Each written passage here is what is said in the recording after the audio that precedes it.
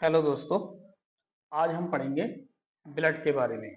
Blood क्या होता है और ये किन किन बायोमोलिक्यूल्स से मिलकर बना होता है, आज हम इसे डिटेल से जानेंगे। वीडियो स्टार्ट करने से पहले पहले हम ये देख लेते हैं कि आज की वीडियो में हम क्या क्या पढ़ने वाले हैं। सबसे पहले पढ़ेंगे ब्लड के बारे में बेसिक जानकारी। उसके बाद पढ़ेंगे कि ब्लड का क्या कार्य होता है। उसके बाद हम जानेंगे कि ब्लड किन किन कंपोजिशनों से मिलकर बना और कितने परसेंटेज है। जैसे कि इसके बाद ये हम प्लाज्मा और मतलब सॉलिड और लिक्विड पार्ट पढ़ेंगे कि इसमें कितने परसेंटेज हैं। उसके बाद प्लाज्मा को डिटेल से जानेंगे कि प्लाज्मा में क्या क्या है और ये इसका क्या फंक्शन है। उसके बाद हम जानेंगे कि जो फॉर्मिट एलिमेंट है आरबीसी, उसे डिटेल से जानेंगे, उसका क्या काम है। उसके बाद हम डब्ल्यूबीसी पढ़ेंगे। उसके बाद हम पढ़ेंगे प्लेटलेट्स, ये अपना प्लेटलेट्स है।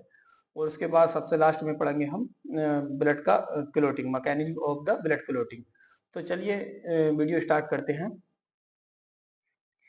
अगर ब्लड की स्टडी की बात करें तो ब्लड की स्टडी कहलाती है हमारी हेमेटोलॉजी।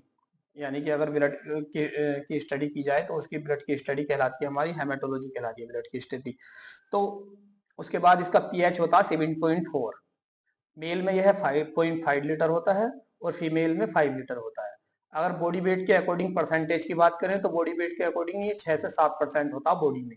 यानी कि अगर मान लीजिए किसी भी पुरुष का या महिला का जो भी है और 60 kg बॉडी वेट मान लीजिए एग्जाम्पल के तौर पे, तो उसका 7% कितना होगा? 7 × 56, 5 लीटर 600 ग्राम उसके अंदर ब्लड होगा। ये एक लगभग 6 से 7% है ना, तो ये लगभग में होता है। मान ली अगर ब्लड का स्टोर कौन करता है बॉडी में, ब्लड को स्टोर करके रखता है अपना स्प्लीन। अब बात कर लेते हैं कि ब्लड का निर्माण कहाँ पर क्या होता है। ब्लड का निर्माण जो है हेमेटोपोसिस कहलाता है। ये कहाँ पर होता है? न्यूबॉर्न में तो स्प्लीन में होता है, जो तिल्ली होती है अपनी, जो न्यूबॉर्न बेबी होता है उसकी तिल्ली में होता है। और अगर एडल्ट की बात करें तो ये बोन मैरो में होता है।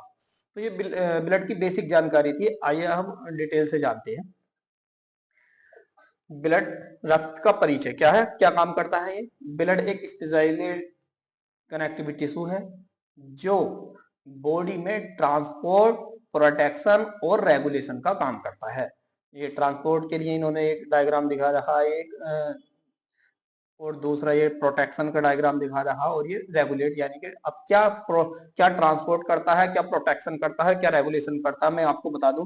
ट्रांसपोर्ट करता है जैसे ऑक्सीजन और कार्बन डाइऑक्साइड गैसों का ट्रांसपोर्ट करता है, न्यूट्रिशंस का ट्रांसपोर्ट करता है, हार्मोन्स का ट्रांसपोर्ट करता है, एंजाइमों का ट्रांसपोर्ट करता है। तो ये सब ट्रांसपोर्ट करता है ये। उसके बाद प्रोटेक्शन की बात करें तो ये बीमारियों से प्रोटेक्शन करता है हमारा। उसके बाद अगर रेगुलेशन की अगर हम बात करें तो ये बॉडी का टेम्परेचर रेगुलेट करता है। ये सब इसका ब्लड के काम है। इसके बाद हम ये देखते हैं कि ब्लड किन किन मॉलिक्यूल से मिलकर बना है और इसके अंदर कौन सा कितने परसेंटेज है। ठीक। तो प्लाज्मा ब्लड जो है दो बायोमोलिक्यूल से मिलकर बना है, प्लाज्मा और फॉर्मेट एलिमेंट। प्लाज्मा होता है हमारा लिक्विड यानी कि द्रव होता है, फॉर्मेट एलिमेंट होते हैं ठोस। तो प्लाज्मा होता है हमारा 55%। प्लाज्मा हमारा 55% होता है।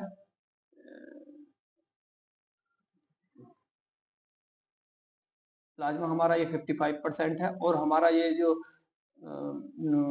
फॉर्मिड एलिमेंट्स हैं वो हमारे 45% है।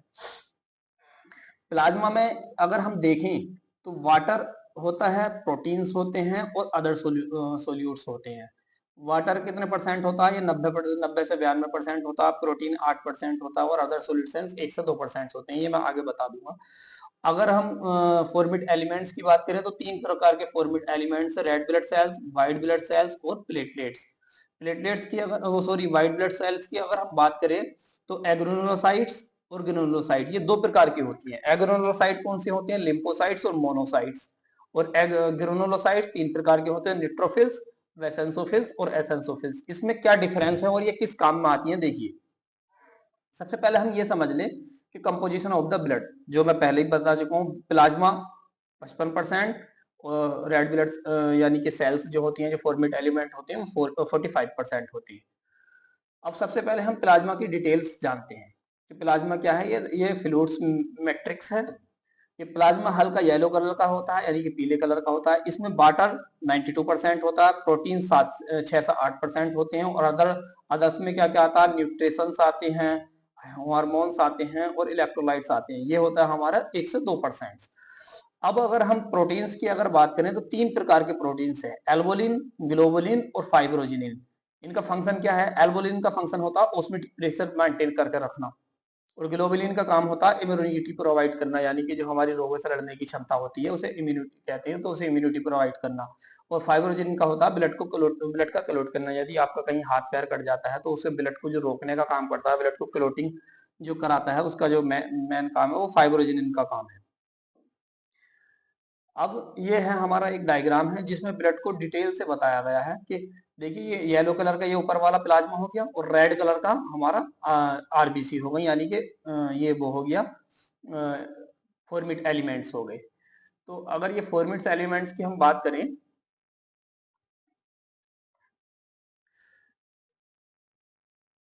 ये देखिए फॉर्मेट एलिमेंट्स की अगर हम बात करें तो सबसे पहले हम प्लाज्मा देख लेते हैं। प्लाज्मा में वाटर हैं, आइंस हैं, प्रोटीन्स हैं, न्यूट्रिशंस हैं, वेस्टेज हैं और गैसेज हैं, ये मैं जो पहले भी बता चुका हूँ आपको। और ये आपका जो फॉर्मेट एलिमेंट्स हैं, प्लेटलेट्स, व्हाइट ब्लड सेल्स और रेड ब्लड सेल्स, ये 45% है। ये इस तरह के मैंने ये एक डायग्राम से इसलिए समझाया कि जो रेड ब्लड सेल्स होती हैं वो लाल, या प्लेटलेट वो रेड ब्लड सेल्स लाल होती हैं, और जो अपना प्लाज्मा होता है वो येलो कलर का होता है। अब फॉर्मेट एलिमेंट में सबसे पहले हम पढ़ते हैं आरबीसी। आरबीसी को एरिथ्रोसाइट भी बोला जाता है। इसके अंदर न्यूक्लियस नहीं होता, एब्सेंट होता है। इसकी लाइफ स्पैन की बात करें तो 120 दिन में यह बढ़ जाती है, डेड हो जाती है। फॉर्मेशन की अगर बात करें तो ये बोन मैरो में बनता है। बोन मैरो क्या होता है? जो हमारी बड़ी बड़ी हड्डियां होती हैं, बोन्स होती हैं, उनके अंदर जो एक लिक्विड सेमी लिक्विड पार्ट होता है उसे बोन मैरो बोला जाता है। उसी का निर्माण होता है ब्लड का बनाना। रेड बोन जो बोन मैरो, उसी ही बोलते हैं बोन मैरो, वही बनाती है हमारी ब्लड को। ग्रेवियार्ड यानी कि कब्रिस्तान, ये कहाँ जाकर मरती है? स्प्लीन में। इसे स्प्लीन में मरती है, इसे बोलते हैं ब्लड का कब्रिस्तान भी बोला जाता है। दूसरा जो हमारा ये हीमोग्लोबिन, आरबीसी के अंदर जो हीमोग्लोबिन होता है, ये हीमोग्लोबिन ऑक्सीजन से क्रिया करके जो लंग्स में जाती है, लंग्स में ऑक्सीजन से क्रिया करके ऑक्सी हीमोग्लोबिन बना देता है। काउंट की अगर हम बात करें तो मेल में 5 से लेके 5.5 मिलियन तक होता है, और फीमेल में 4.5 से लेके 5 मिलियन तक होता है। इसके बाद हम पढ़ेंगे डब्ल्यूबीसी। डब्ल्यूबीसी को ल्यूकोसाइट भी बोला जाता है। ये शोल्डर ऑफ द बॉडी होते हैं, यानी कि जिस तरह से सरहदों पर या सीमाओं पर जो सोल्जर देश की रक्षा कर रहे होते हैं, इसी प्रकार से हमारी बॉडी में जो रक्षा करने का काम करता है वो डब्ल्यूबीसी काम करता है। वो किससे रक्षा करता है? बीमारियों से रक्षा करता है।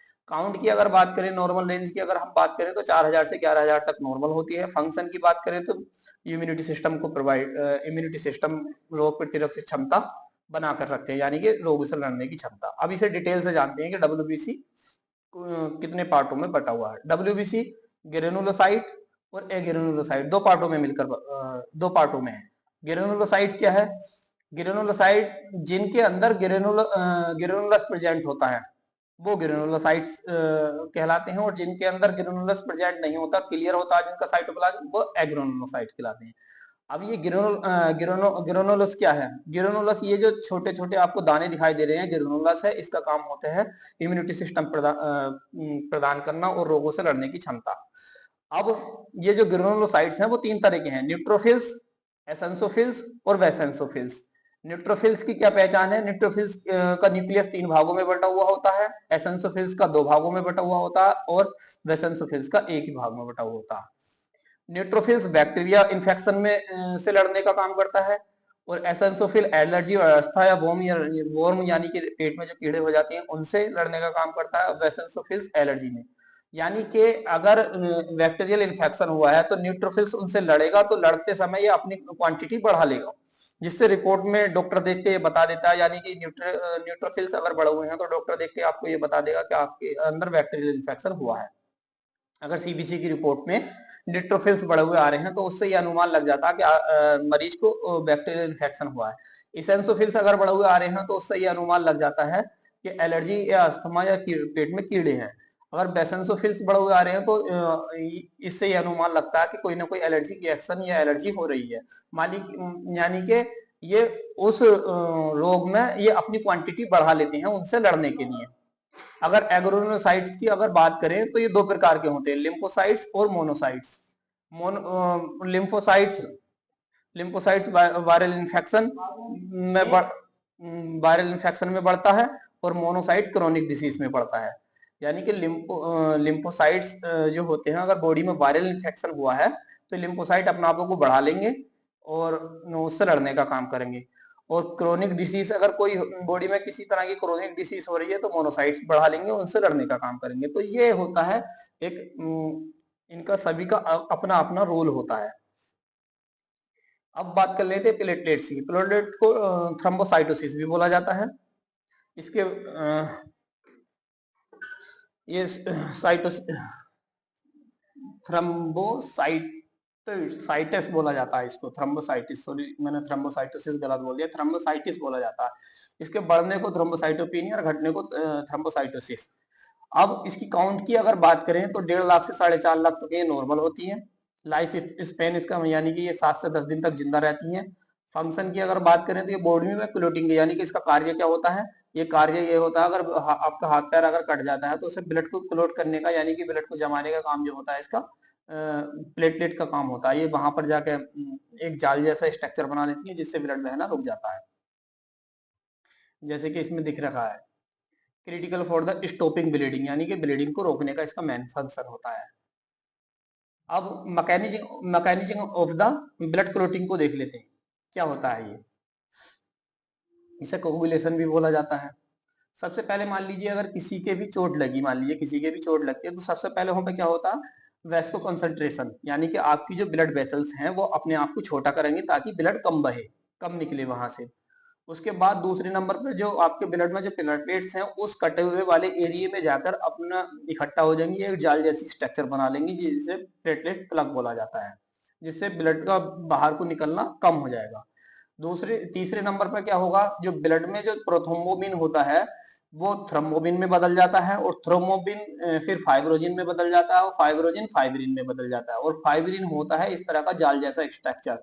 जब ये जाल जैसा स्ट्रक्चर बन जाता है तो इसके अंदर से ब्लड का बहना बंद हो जाता है, और धीरे धीरे कुछ ही समय में ब्लड का बहना बंद हो जाता है। 3 प्रकार की संरचनाएं होती हैं। सबसे पहला काम करती है आपकी वेसल्स, वो अपने आप को छोटा कर लेती है ताकि ब्लड कम निकले। उसके बाद जो है प्लेटलेट आ जाती है उस क्षेत्र में आके, और वो एक जाल जैसे स्ट्रक्चर बना लेती है। तीसरे नंबर पर जो आपका प्रोथ्रोम्बिन है वो चेंज होके जो है फाइब्रिन बना लेता है, और फाइब्रिन एक जेल जैसी संरचना है जिससे ब्लड का बाहर निकलना बंद हो जाता है।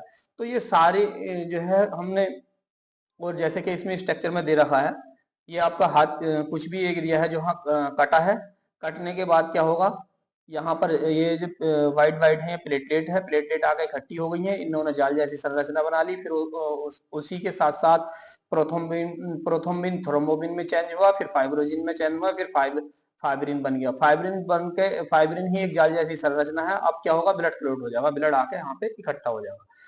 तो आज की वीडियो में हमने ये सब कुछ पढ़ा। मिलते हैं नेक्स्ट वीडियो में।